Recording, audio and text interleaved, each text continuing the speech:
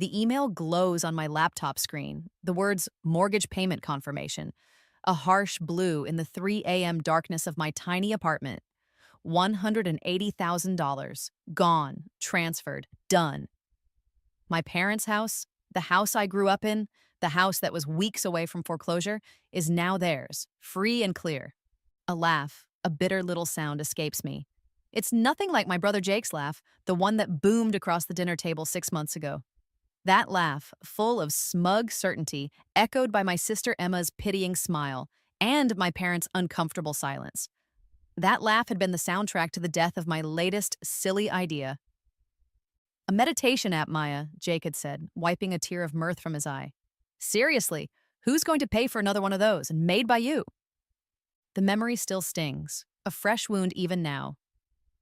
My family, they love me, I think, in their own way. But their love is wrapped in layers of disappointment, of expectations I've never met. I'm Maya, the dreamer, the one who flits from one grand idea to the next, never seeing anything through, or so they think.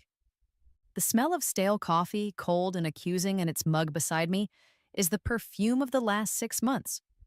That and the constant low hum of my overworked laptop. The blue light from the screen paints my face, probably making the dark circles under my eyes look even more cavernous. I haven't slept properly in weeks, but this is a different kind of exhaustion. It's the bone-deep weariness of a battle fought and won in secret. Triumph. That's there, a hot, fierce pulse under the hurt. I did it. My ridiculous app, Mindful Moments, the one they mocked, the one they were so sure would be another of Maya's failures. It just paid off their mortgage, and they have no idea. It was a bit of a power move, I admit, even before tonight.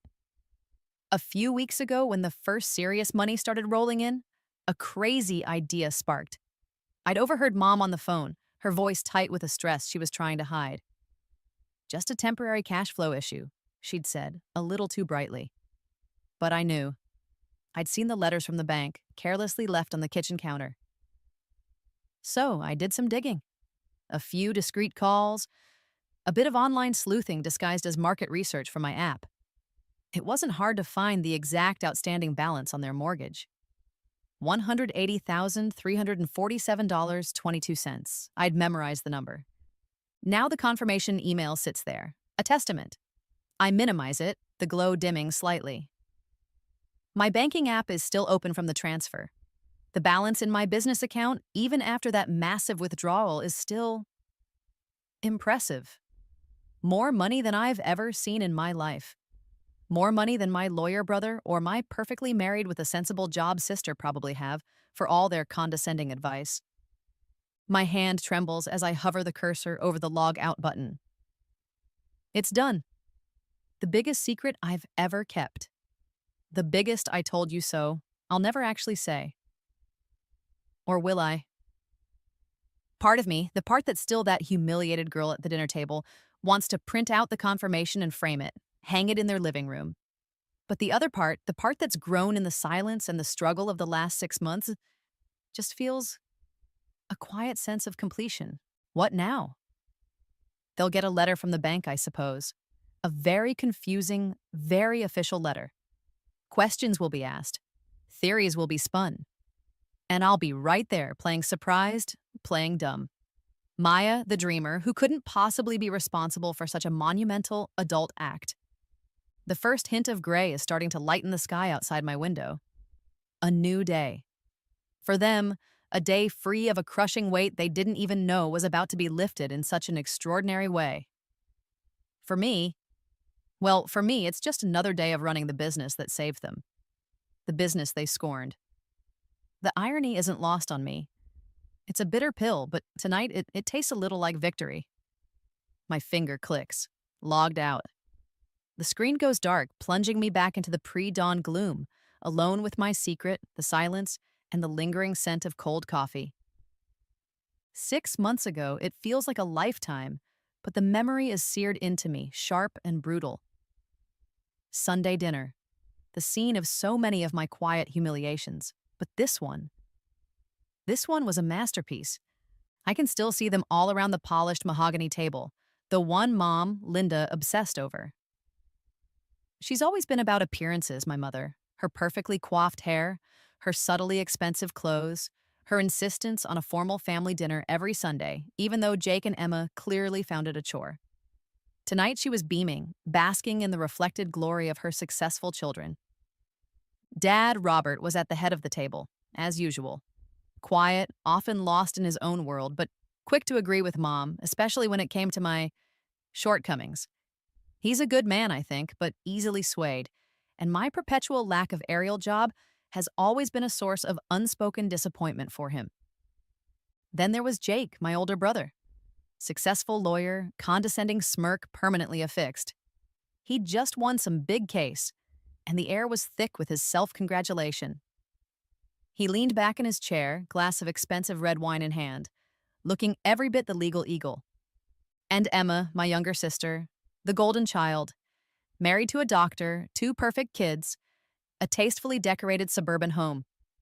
She had that serene, slightly pitying smile she always reserved for me, the one that said, "Oh, Maya, still tilting at windmills?" The clatter of forks on plates was the background music to their conversation. Jake's courtroom triumphs, Emma's latest PTA fundraiser, Mom's plans for redecorating the guest bathroom. I waited, picking at my roast chicken, my stomach churning with a mixture of nerves and excitement. I'd been working on the concept for mindful moments for weeks, pouring all my spare hours into market research, sketching out interfaces, dreaming of features. This was it, I thought. This was the one. "So," I began, my voice a little too high, a little too eager, "I have an idea I wanted to share with you all." A brief silence. 4 pairs of eyes turned to me. Jake raised an eyebrow, a hint of amusement already playing on his lips. "It's an app," I continued, trying to project a confidence I didn't feel. "A meditation and mindfulness app. I'm calling it Mindful Moments.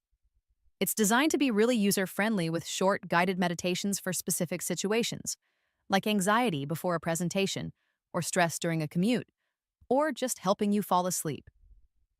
I rushed on, explaining the unique features I'd envisioned, the personalized programs, the community aspect. I talked about the growing mental wellness market, the potential for helping people. My voice was earnest, passionate. I laid my heart out on that mahogany table. The response began as a snicker. From Jake, of course.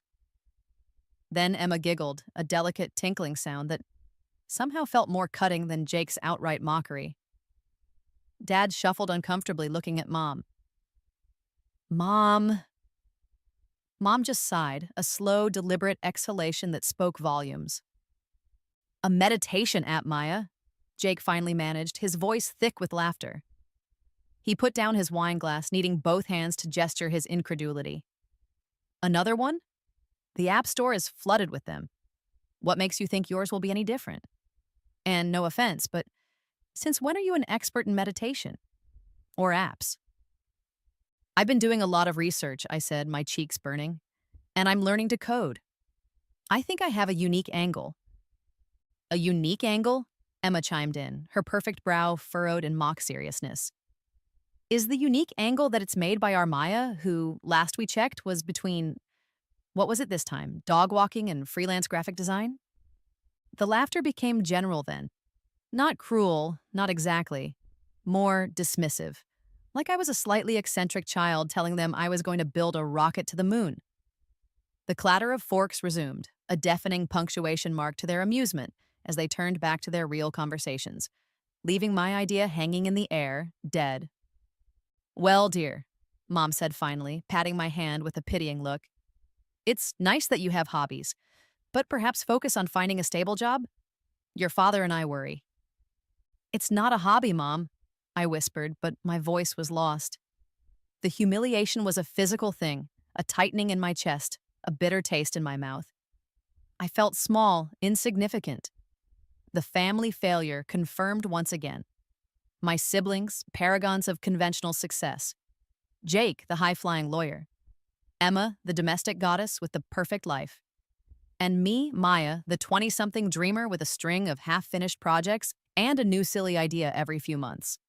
That was their narrative, and they clung to it. I don't remember much about the rest of the dinner. I mumbled some excuse and retreated to my old childhood bedroom. The floral wallpaper and dusty collection of forgotten teddy bears, a testament to a past I couldn't seem to escape. The laughter followed me, echoing in my head. But as I sat there, surrounded by the ghosts of my younger, more naive self, something shifted. The humiliation didn't dissipate, but it solidified. It turned into a cold, hard knot of anger, of determination. They thought it was silly. They thought I couldn't do it. Fine. That night, I didn't sleep. At 2 a.m., the house silent around me, I opened my laptop. The glow of the screen was a small beacon in the darkness. I typed how to build an app into the search bar. My fingers flew across the keyboard, fueled by their laughter, by years of being underestimated. If they wouldn't believe in me, I would believe in myself. I would build mindful moments, and I would prove every single one of them wrong. The rage was a surprisingly potent fuel, burning away the hurt, leaving only a stark, unwavering resolve. The first line of code, clumsy and uncertain, appeared on the screen. It wasn't much, but it was a start. My start. The next 6 months were a blur, a relentless grind fueled by caffeine, spite, and a burgeoning defiant hope. Their laughter became the soundtrack to my hustle. Every dismissive comment, every pitying glance replayed in my mind, pushing me forward. I became a creature of the night. My days were a patchwork of soul-crushing, bill-paying jobs. Barista from 6 a.m. to 2 p.m., the smell of burnt coffee clinging to me like cheap perfume. Then a quick change in a gas station bathroom into something vaguely presentable for my rideshare gig. Navigating city traffic until my eyes burned, ferrying strangers from one point to another, their chatter a meaningless drone. The pay was barely enough to cover rent on my tiny studio apartment and my ever-present student loans. Food became an afterthought. Ramen noodles, day-old bagels from the coffee shop, whatever was cheap and quick. But when the city finally quieted, when my official workdays were done, my real work began. My tiny apartment transformed into a command center. My laptop, an aging machine that wheezed in protest, became my most prized possession. I devoured online coding courses, Python, Swift, JavaScript. I watched hours of YouTube tutorials, my brain aching with new information. The jargon, initially impenetrable, slowly started to make sense. Debugging became a familiar frustration, then a small triumph. The burn in my eyes from staring at the screen for hours on end became a constant companion. The taste of endless energy drinks, sickly sweet and metallic, was the flavor of my ambition. Slowly, miraculously, mindful moments began to take shape, from crude wireframes sketched on napkins during my coffee breaks to a clunky but functional prototype. I found a small online community of indie developers, strangers who offered advice and encouragement without the baggage of familial expectation. Their anonymous support was a lifeline. Family interactions during this time were strained. Sunday dinners continued, a weekly ritual of subtle interrogation. "So, Maya, what are you actually doing these days?" Jake would ask, his tone implying I was doing nothing of consequence.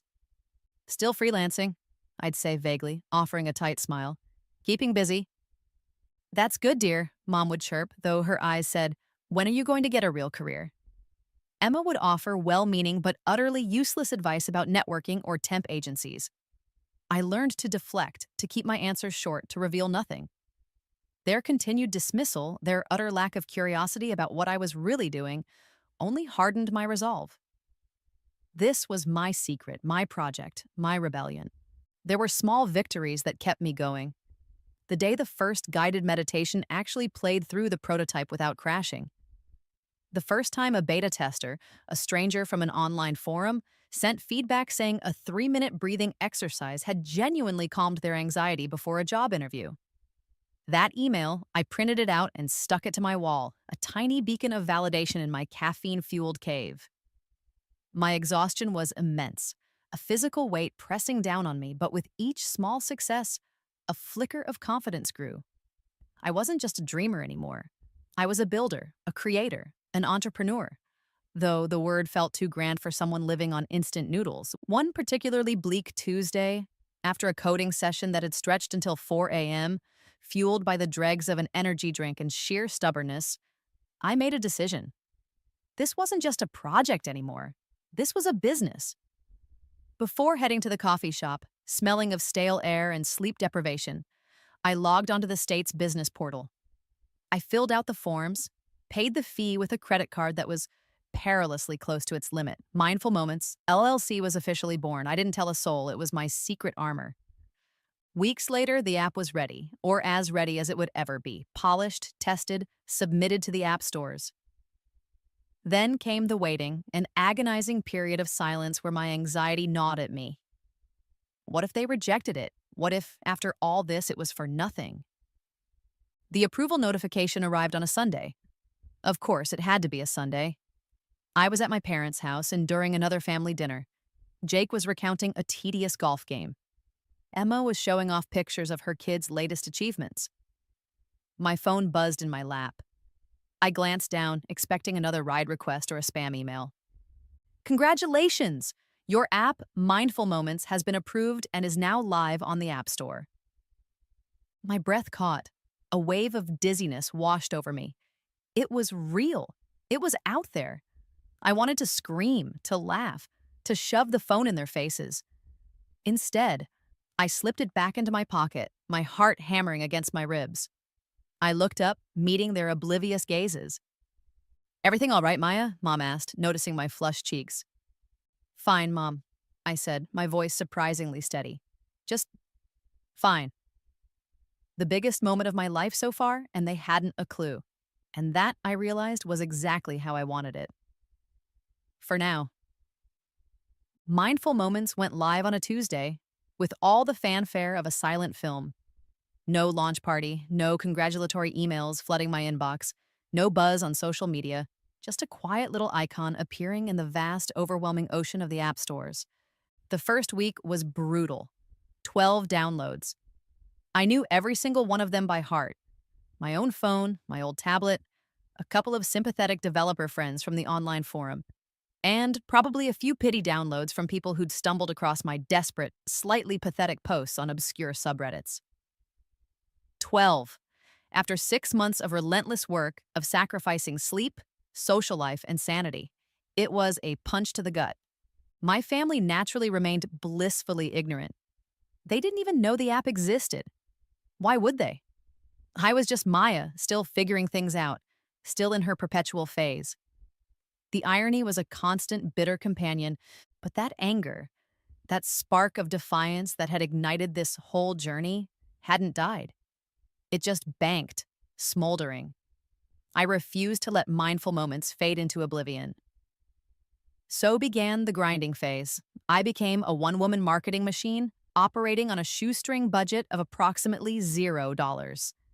I learned about SEO for app stores, A/B tested listing descriptions until my eyes crossed and spammed, politely I hoped, every marginally relevant blog, forum, and social media group I could find.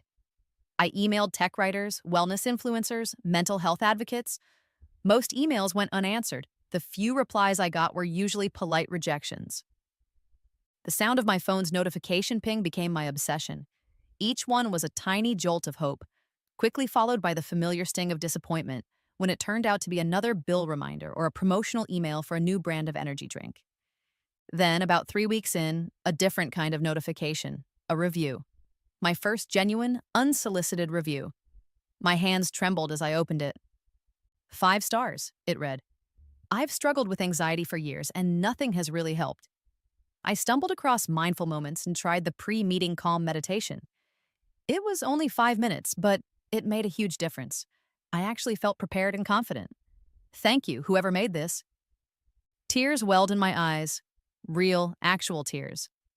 I wasn't just tilting at windmills. I wasn't just trying to prove my family wrong. I was actually helping someone. That one review from a stranger named Sarah_78 became my fuel. It was more potent than any energy drink. Suddenly, the work didn't feel quite so thankless. I started engaging with the few users I had, responding to their feedback, asking what they wanted to see. Someone suggested a feature for tracking mood.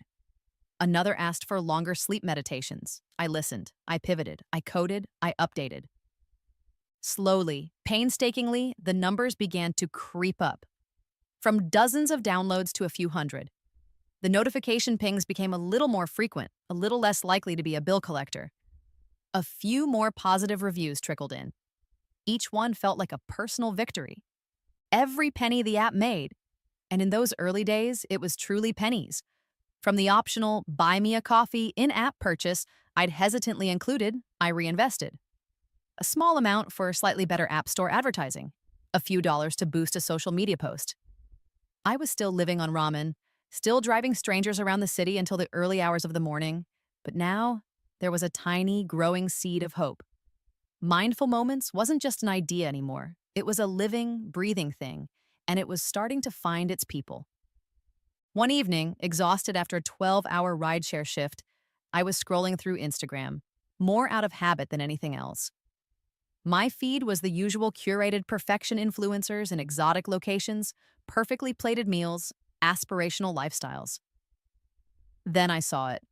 A story from Anya Sharma, a major wellness influencer with over 2 million followers. She was talking about her struggle with burnout, her search for genuine mindfulness tools. And then she held up her phone. On the screen, clear as day, was the Mindful Moments logo.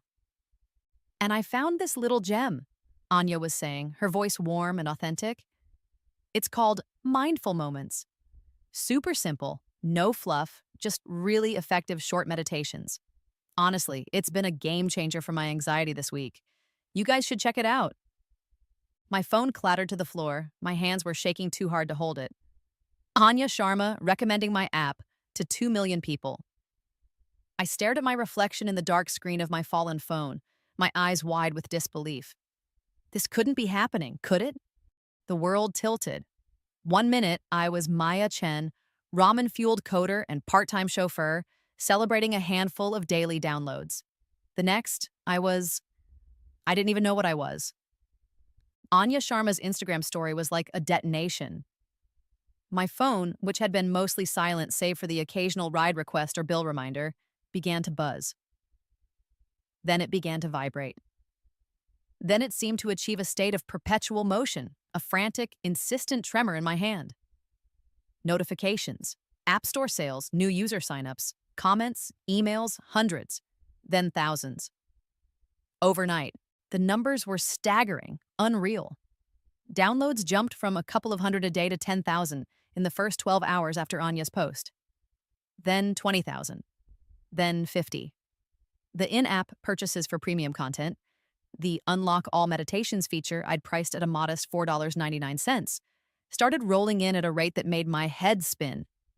My little Buy Me a Coffee button was suddenly generating enough for a lifetime supply of artisanal lattes. My ancient laptop, bless its wheezing circuits, could barely keep up with the analytics dashboard. The graph, once a flat line bumping along the bottom, was now a near vertical ascent. It was terrifying. It was exhilarating. It was completely and utterly overwhelming. Tech blogs, the ones that hadn't even bothered to send a rejection email to my pitiful pitches, suddenly started sniffing around. Mindful Moments, the indie meditation app taking the wellness world by storm. Overnight success, how a solo developer captured the zeitgeist. Solo developer, that was me. It sounded so much more impressive than exhausted girl living on stale bagels. And my family? Still blissfully, infuriatingly oblivious. Sunday dinner came and went. Jake was complaining about his golf handicap. Emma was planning a lavish birthday party for one of her perfect children. Mom was fretting about the right shade of beige for the hallway. "You look a bit tired, Maya dear," Mom had said, peering at me with concern. "Are you getting enough sleep? Maybe you should cut back on whatever it is you do on that computer all night." If only she knew. The irony was so thick, I could barely swallow my overcooked broccoli. I was making more money in a day than she and Dad probably earned in a month, and they were worried I wasn't getting a real job. The constant buzzing of my phone became the new soundtrack to my life. It was a Pavlovian response. Every vibration was a hit of dopamine, a confirmation that this crazy dream was actually happening. But it was also a source of immense stress. The success felt surreal, fragile, like it could all vanish as quickly as it had appeared. With the explosion in users came a whole new set of problems. The cheap server I was using for the backend couldn't handle the traffic. The app started crashing. Users, once delighted, were now frustrated. The 5-star reviews were being joined by 1-star complaints. I was in way over my head. I stopped sleeping almost entirely. 16-hour days became the norm, then 18. I was coding, answering customer support emails, which were now flooding in, trying to figure out how to scale a server, what even was a server farm, and fielding calls from journalists, all while still trying to maintain the facade of Maya, the directionless dreamer, for my family. The personal cost was immense. I was isolated, running on fumes, a frayed nerve ending masquerading as a human being. My diet consisted of coffee, energy drinks, and the occasional handful of dry cereal eaten standing over the sink. This couldn't continue. One morning, after a particularly brutal night of server crashes and angry user emails, I looked at my reflection in the bathroom mirror. The dark circles under my eyes were practically bruises. I was a mess. But I was also, I realized, the CEO of a rapidly growing, incredibly successful company. It was time to act like one. I found a consultant, someone who specialized in scaling tech startups. I hired a freelance customer support team. I upgraded the servers, a terrifyingly expensive undertaking. I finally officially incorporated Mindful Moments, Inc., with myself as the sole shareholder. I even hired a part-time assistant to help manage the chaos. Each step was a power move, born of necessity but also of a dawning understanding of my own capabilities. I was no longer just a coder, I was a businesswoman. One evening, I was at my parents' house, ostensibly to fix their printer, my unofficial role as family tech support. I was bone-tired, my mind still buzzing with a dozen urgent tasks for the app. I heard voices from the kitchen, hushed, anxious. Mom and Dad. "I just don't know what we're going to do, Robert," Mom was saying, her voice cracking. "The bank called again. If we don't make a payment by the end of the month, they said foreclosure. Foreclosure. The word hit me like a physical blow. My parents, the ones who worried about my stability, were about to lose their home. And in the midst of my own whirlwind success, my own secret triumph, I hadn't had a clue. The buzzing in my pocket, the constant stream of notifications from my thriving app, suddenly felt very, very different. The word hung in the air, heavy and suffocating. Foreclosure. My parents, losing their house. The house I grew up in, the repository of countless childhood memories, both good and bad. The house where they'd laughed at my dreams. I stood frozen in the hallway, the broken printer clutched in my hand, forgotten.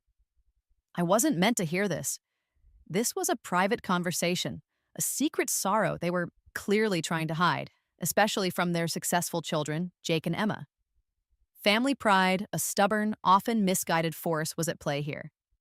They wouldn't want their lawyer son or their perfectly settled daughter to know they were struggling.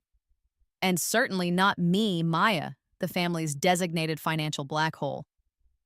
My first instinct was a rush of cold, vindictive satisfaction. "Serves them right," a nasty little voice whispered in my head. Let them see what real struggle felt like. Let them taste the fear I'd lived with for years, the constant anxiety of juggling bills and scraping by. But then another sound, a soft, choked sob. My mother. Behind the closed kitchen door, my strong, composed, always in control mother was crying. The sound cut through my anger, my hurt, like a knife. This wasn't some abstract financial problem. This was her home, her security, her life, crumbling around her.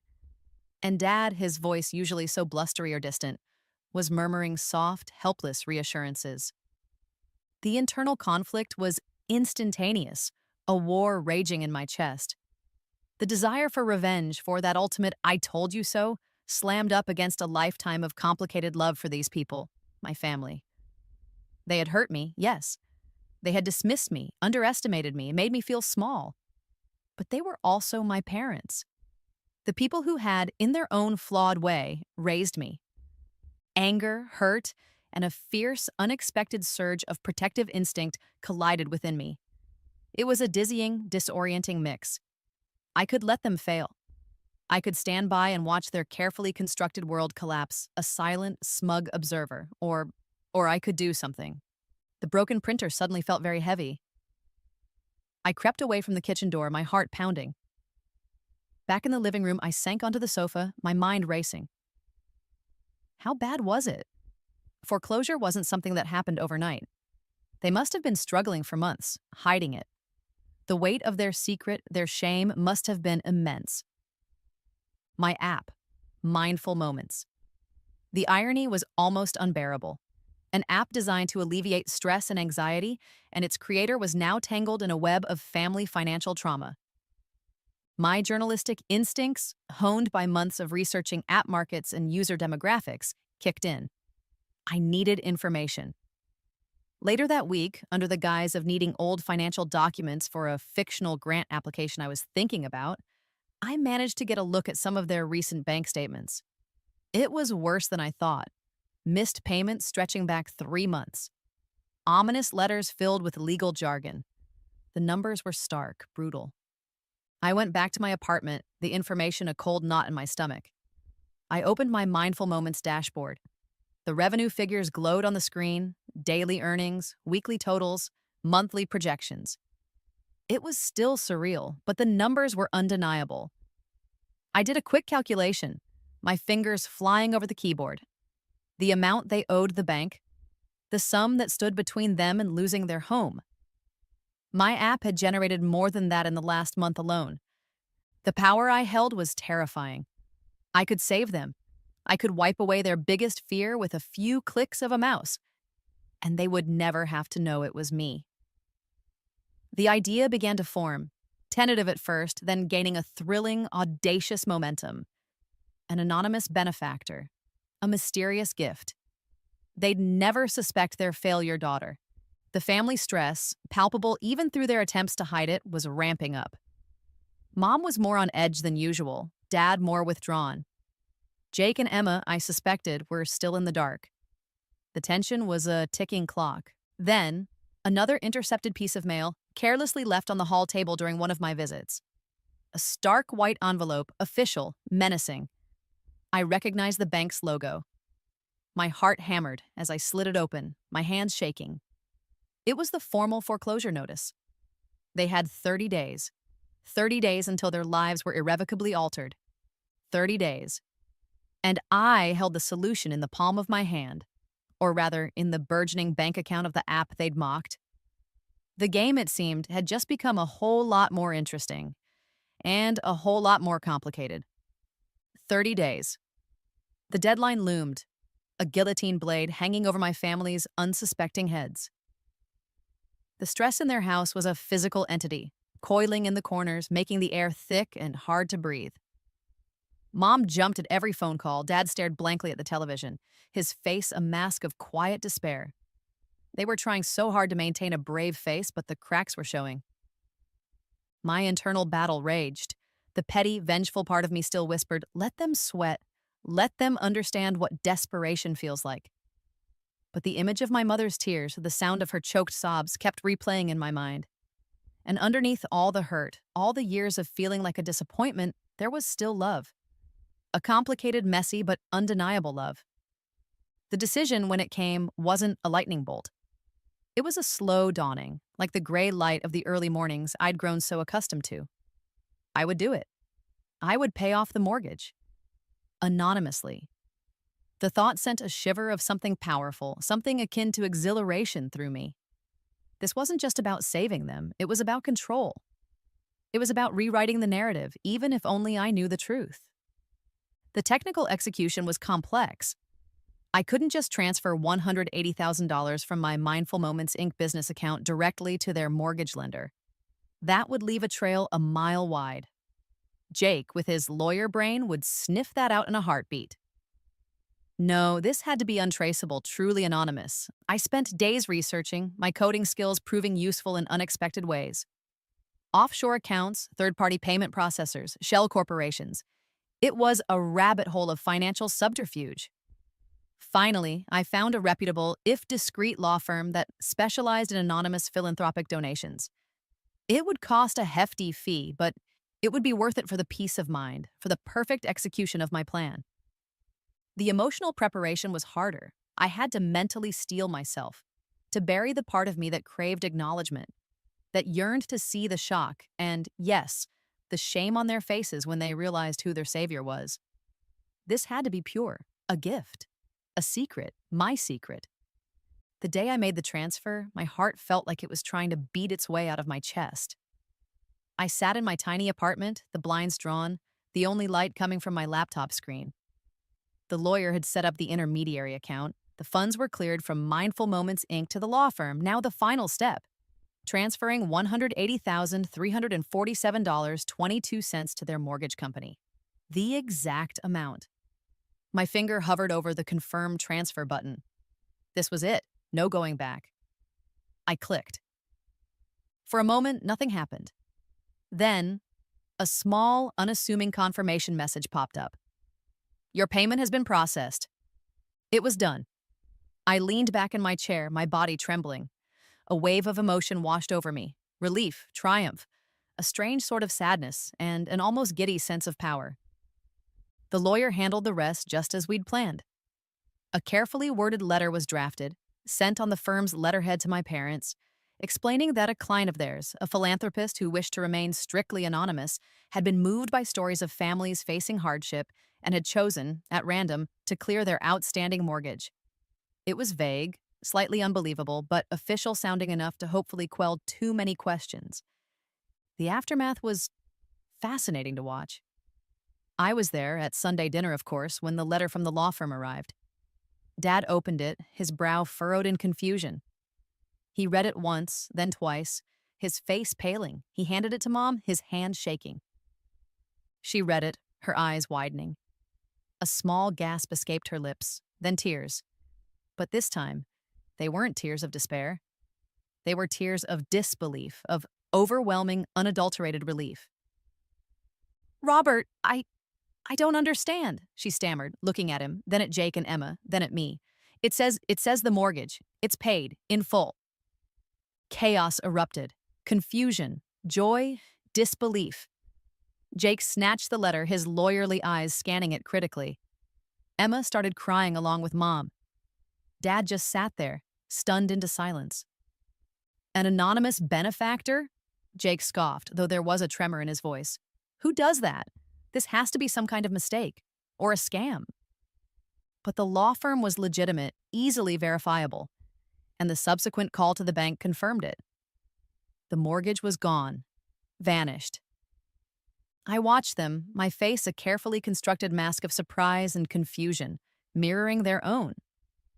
Wow, that's incredible, I managed, my voice suitably awed. Who on earth would do something like that?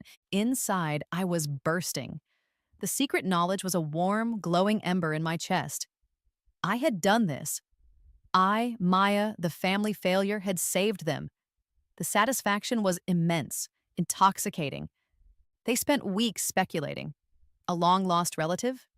A lottery winner with a guilty conscience? A secret admirer of Mom's rose garden? The theories grew more outlandish by the day. They celebrated, of course. A quiet, tearful dinner full of gratitude for their mysterious savior. I toasted along with them, my expression perfectly innocent. My poker face was flawless. But then, a new wrinkle. Jake, ever the skeptic, ever the investigator, wasn't satisfied. This doesn't add up, he kept saying, pacing their living room.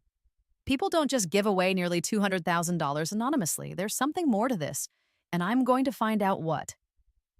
He looked directly at me, a speculative gleam in his eye. Maya, you're good with computers, right? Any ideas how someone could do this untraceably? My heart skipped a beat. The game, it seemed, was far from over.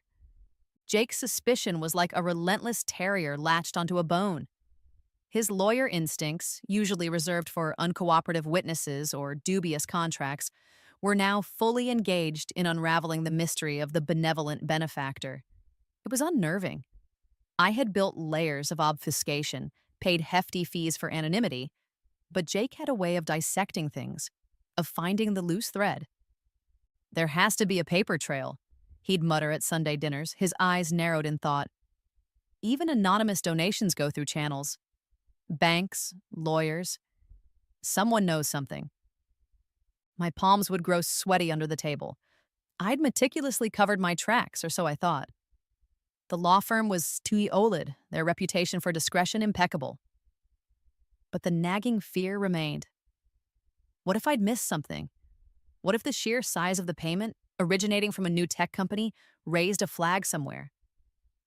The family theories continued to fly, each more improbable than the last.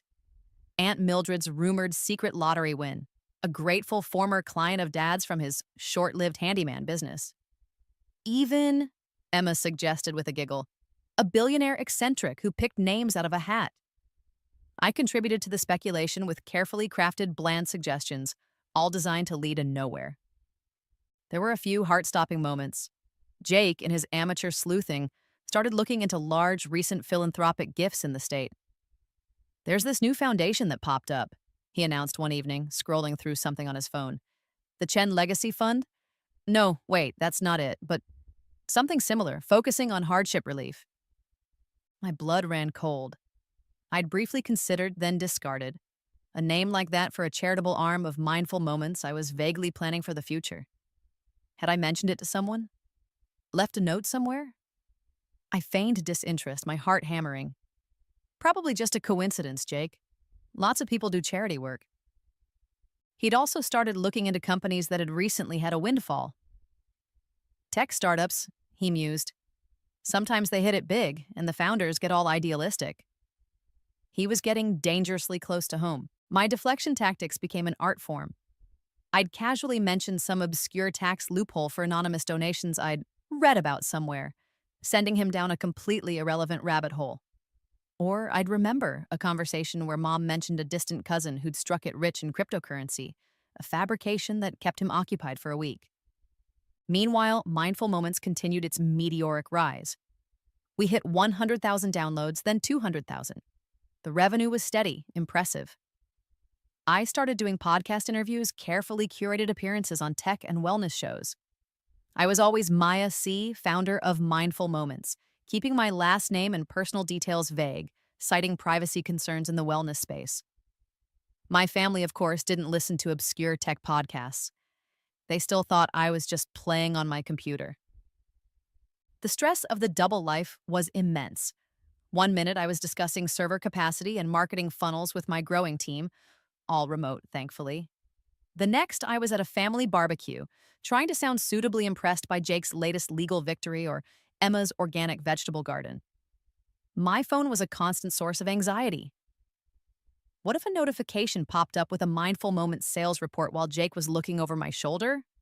I learned to keep it face down, on silent, whenever I was around them. One afternoon, Emma called me, her voice full of excitement. "Maya, you have to try this app. It's called Mindful Moments. It's amazing." I've been so stressed with the kids lately, and their 5-minute meditations are literally saving my sanity. Everyone at my yoga class is talking about it. I almost dropped the phone.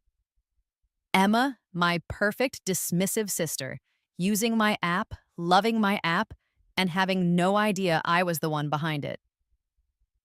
"Oh, really?" I managed, my voice a little shaky. "Mindful Moments, huh? I'll check it out." The irony was almost too much to bear. That evening, Jake was over at my tiny apartment, ostensibly to help me fix a leaky faucet. His version of brotherly concern, usually accompanied by a lecture on my life choices. He was still muttering about the benefactor. "I've been thinking," he said, tapping a wrench against his palm. "What if it's someone local? Someone who knows Mom and Dad, knows they were struggling?" This was my chance. A power move born of desperation and a flash of insight. "You know," I said casually, as if the thought had just occurred to me. "Dad mentioned something a while ago about an old army buddy of his, someone who moved to California and made a fortune in real estate. He said the guy always talked about giving back to his old friends if he ever struck it rich. What was his name? Henderson? Anderson?"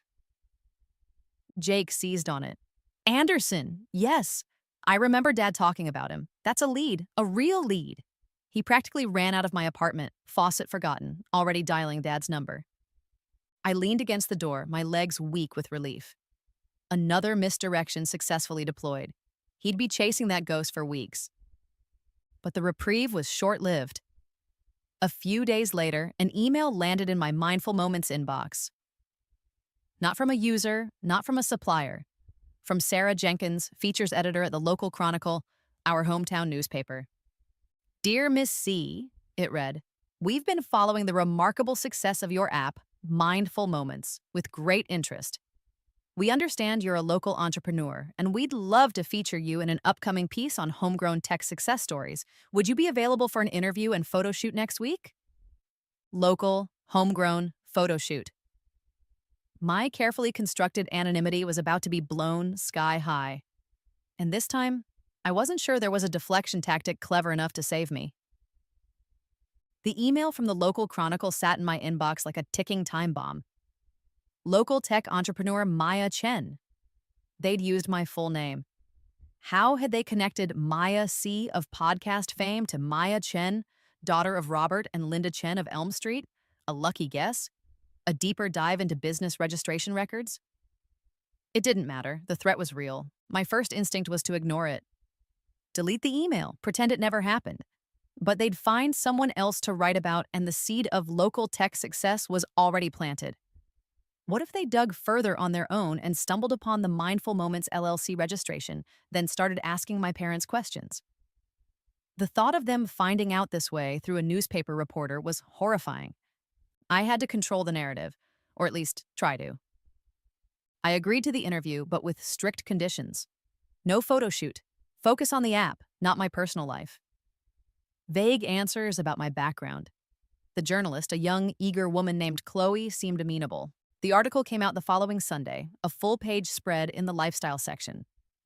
Mindful mogul, hometown woman's app conquers stress. There was a generic stock photo of someone meditating on a beach. And then the text. Maya Chen, a quiet but driven entrepreneur from our own city, is the brains behind Mindful Moments, the meditation app that's rapidly gaining national attention. I bought a copy, my hands trembling as I read it at my kitchen table. It wasn't too bad. Chloe had mostly respected my wishes, focusing on the app's features and its positive impact on users. But my name was there, Maya Chen, plain as day. That afternoon, my phone rang. It was Mom. Her voice was strange, a mixture of shock and something else I couldn't quite identify. Maya, your father and we just saw the Chronicle. My stomach plummeted. Oh? I tried to sound casual. This app, Mindful Moments, it's yours? Really yours? Yes, Mom, I said quietly. It's mine. The silence on the other end of the line stretched for an eternity. Then, but why didn't you tell us? All this time, we thought you were, struggling. The confrontation I'd been dreading for months was finally here. I drove over to their house.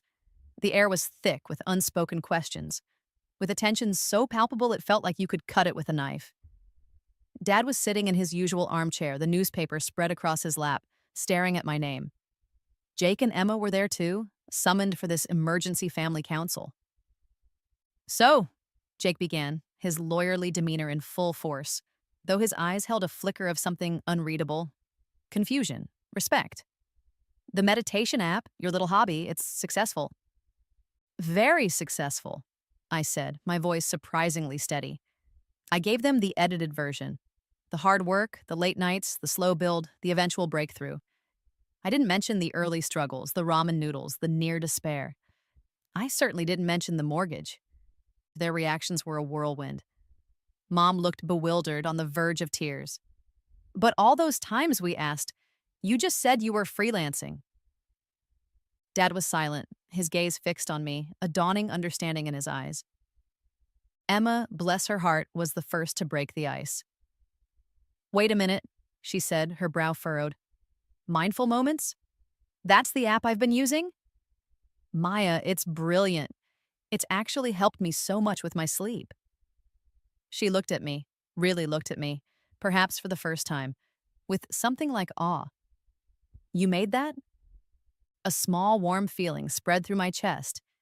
Emma, my perfect sister, was a fan. It was a start. But Jake wasn't done. He was pacing now, the newspaper article clutched in his hand. This is a lot to take in, Maya, but the timing, this app blows up, becomes a huge success. And then, out of nowhere, Mom and Dad's mortgage gets paid off by a mysterious benefactor. He stopped, his eyes locking onto mine. It's too much of a coincidence, don't you think? The air crackled. This was it, the moment of truth. I told you, I said, my voice trembling slightly despite myself. The app is doing well. I'm comfortable. I'm happy to help you guys out financially going forward, if you need anything. It was a partial truth, an offer of future support, a deflection. Mom started to cry openly now, a mixture of relief and, I suspected, a dawning guilt. Dad just shook his head, a slow, wondering movement. But Jake was like a bloodhound. That's not what I asked, Maya, this benefactor. Was it you? I held his gaze, my heart pounding. The lie was on the tip of my tongue. But then I looked at Emma, her eyes wide with a new, fragile respect. I looked at my parents, their faces a mixture of shock and hope. Before I could answer, before I could make a decision that would change everything, Jake announced, his voice grim. I don't believe an anonymous philanthropist who just happened to rescue my parents right when my supposedly struggling sister suddenly becomes a tech millionaire. I'm hiring a private investigator. A private investigator. The walls were closing in, faster than I could have ever imagined. My carefully constructed secret was about to be ripped apart. A private investigator. Jake wasn't bluffing. The words hung in the tense air of my parents' living room. A stark pronouncement. For a week, I lived on a knife's edge, imagining shadowy figures digging into my LLC, tracing financial transactions, interviewing the lawyers who had facilitated the anonymous payment. The pressure was immense.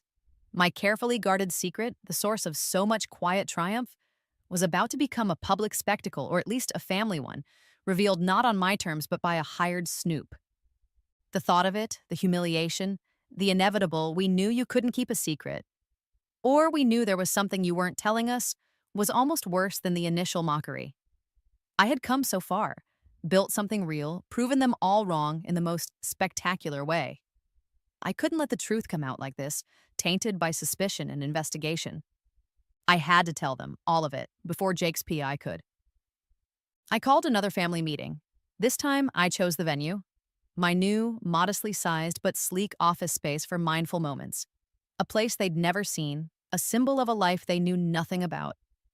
They arrived looking wary, confused. Mom, Dad, Jake, Emma. They sat stiffly on the minimalist sofas in the reception area, dwarfed by the floor-to-ceiling windows overlooking the city, a view I still found breathtaking. "Thank you for coming," I began, my voice surprisingly calm. My team had discreetly made themselves scarce. It was just us. "There's something I need to tell you, the whole story." I started at the beginning. Not the app, but that Sunday dinner 6 months ago. I laid bare the humiliation, the sting of their laughter, the casual cruelty of their dismissal. I saw Mom flinch. Dad looked down at his hands. Jake's expression was unreadable. Emma's openly distressed. "You all thought it was a silly idea," I said, my voice even, without accusation, just stating a fact. "You thought I was a failure, incapable of seeing anything through, and maybe I needed that. Maybe I needed that anger, that hurt, to finally prove not just to you but to myself what I was capable of." Then I told them about the months of secret development, the ramen noodles, the multiple jobs, the relentless coding. I described the loneliness, the exhaustion, the tiny victories that kept me going. I saw a flicker of something, respect, in Jake's eyes. Emma was openly crying now, dabbing at her eyes with a tissue. I told them about the app launch, the initial disappointment, and then Anya Sharma, the explosion of success. I showed them the graphs, the user numbers, the revenue reports. The figures were undeniable, staggering. They stared at the projections on the large monitor, their faces a mixture of shock and disbelief. And then, the hardest part.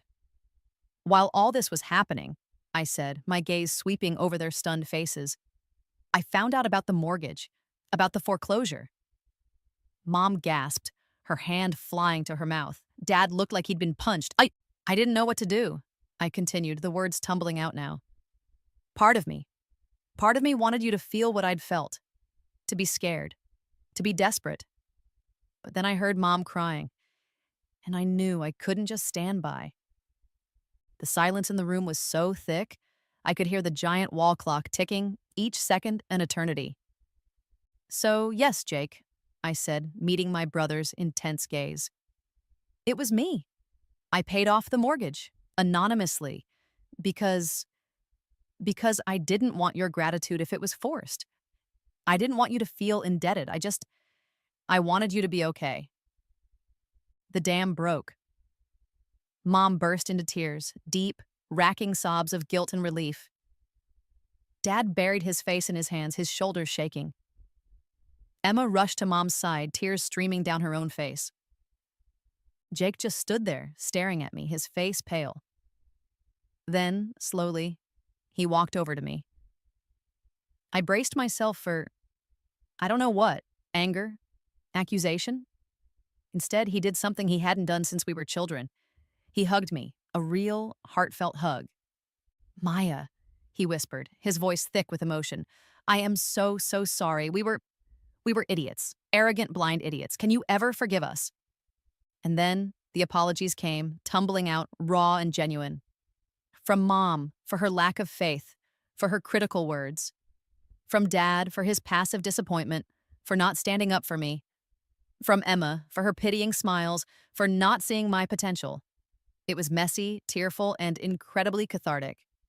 I gave my speech then, the one I'd been mentally rehearsing for months. I talked about my journey, not just the app's success, but my own internal transformation. From the girl who craved their approval to the woman who had found her own strength, her own validation. I talked about forgiveness, not as a gift to them, but as a release for myself. I don't need you to understand the world of tech or apps, I said, my voice gaining strength. But I need you to see me. Not the dreamer, not the failure, but Maya, the person who built this. I gestured around the office at the evidence of my hard-won success. And then, my final power move, the one that wasn't about revenge or secrecy, but about love, about building a new future for our family. And because this app has given me more than I ever dreamed possible, I said, a small smile playing on my lips.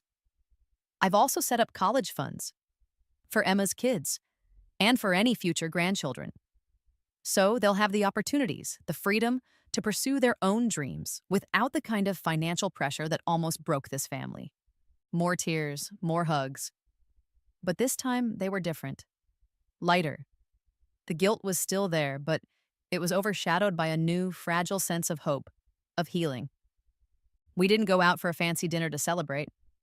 Instead, we ordered pizzas to the office. My team, cautiously emerging from their hiding places, joined us. And for the first time, my family celebrated mindful moments, really celebrated it. Jake, the skeptical lawyer, asked surprisingly insightful questions about user acquisition. Emma, my first family fan, gushed about her favorite meditation tracks. Mom and Dad just watched me, their eyes shining with a pride I'd never seen before, a pride that felt real, earned. The family dynamics didn't magically transform overnight. Years of ingrained patterns don't just vanish, but something had fundamentally shifted. I was no longer Maya, the silly idea girl. I was Maya, the entrepreneur. Maya, the quiet force who had in her own way saved them. They saw me, finally.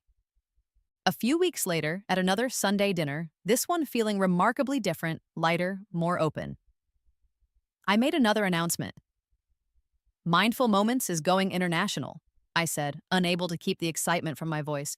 We're launching in Europe and Asia next quarter. Jake raised his glass. To Maya, he said, his voice clear and strong. And to mindful moments. May it bring peace to the world just like it brought peace to our family. Everyone echoed the toast. As I looked around the table at their smiling, supportive faces, I felt a sense of emotional closure I hadn't thought possible. The anger was gone. The hurt had faded. What remained was a stronger, more resilient love.